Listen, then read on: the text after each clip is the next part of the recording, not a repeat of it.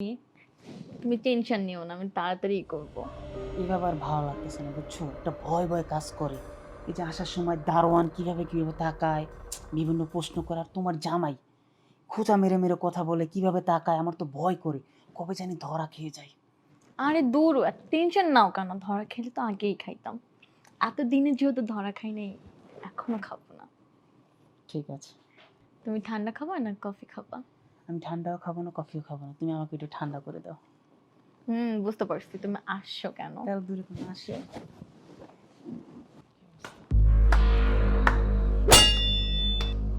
বাহ রাহি, তুমি কি কোনো ম্যাজিক জানো? হঠাৎ তোমার মেয়ে বান্ধবীটা ছেলে বন্ধু হয়ে গেল। ও বন্ধু নাকি অন্য কিছু, একটু বলো তো। মানে আমি তোমাকে বুঝায় বলছি, একটু আমার কথাটা শোনো। হয়ে যে থাকো, এখন তুমি কি বলবা আমি ভালো করে জানি।